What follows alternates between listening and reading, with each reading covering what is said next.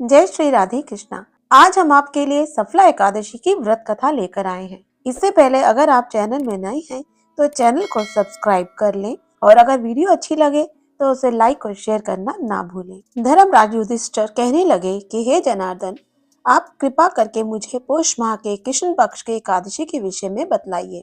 इस एकादशी का क्या नाम है तथा इसके व्रत का क्या विधान है, इसकी विधि क्या है, इसका व्रत करने से किस फल की प्राप्ति होती है, कृपया ये सब विधान पूर्वक कहिए। भगवान श्री कृष्ण बोले, पौष माह के कृष्ण पक्ष में आने वाली इस एकादशी को सफला एकादशी कहा जाता है। इस एकादशी के देवता श्री नारायण हैं। विधि पूर्वक इस व्रत को करना चाहिए। जिस प्रकार नागों में शेषनाग, पक्षियों में गरुड़, सब ग्रहों में चंद्रमा, यज्ञों में अश्वमेघ और देवताओं में भगवान विष्णु श्रेष्ठ हैं, उसी तरह सब व्रतों में एकादशी का व्रत श्रेष्ठ है। जो मनुष्य सदैव एकादशी का व्रत करते हैं वह मुझे परम प्रिय हैं। इसका महात्म्य मैं तुमसे कहता हूँ, ध्यान पूर्वक सुनो। भक्त वत्सल भगवान श्री कृष्ण कहने लगे कि धर्मराज, मैं तुम्हारे स्नेह के कारण तुमसे कहता हूँ। चंपावती नगरी में एक महिष्मान नाम का राजा राज्य करता था। उसके 4 पुत्र थे। उन समय लुम्पक नाम वाला बड़ा राजपुत्र महापापी था। वह पापी सदा पर स्त्री और दूसरे बुरे कामों में अपने पिता का धन नष्ट किया करता था। सदैव ही देवता, ब्राह्मण, वैष्णवों की निंदा किया करता था। सदैव ही देवता, ब्राह्मण, वैष्णवों की निंदा किया करता था। जब राजा को अपने बड़े पुत्र के ऐसे कुकर्मों का पता चला तो उन्होंने उसे अपने राज्य से निकाल दिया। तब वह विचारने लगा कि कहाँ जाऊं, क्या करूं। अंत में उसने चोरी करने का निश्चय किया। दिन में वह वन में रहता और रात्रि को अपने पिता की नगरी में चोरी करता तथा प्रजा को तंग करने और उन्हें मारने का कुकर्म करता। कुछ समय पश्चात सारी नगरी भयभीत हो गई। वह वन में रहकर पशु आदियों को मारकर खाने लगा। नागरिक और राज्य के कर्मचारी उसे पकड़ लेते, किंतु राजा के भय से छोड़ देते। वन में एक अति प्राचीन विशाल पीपल का वृक्ष था। लोग उसकी भगवान के समान पूजा करते थे।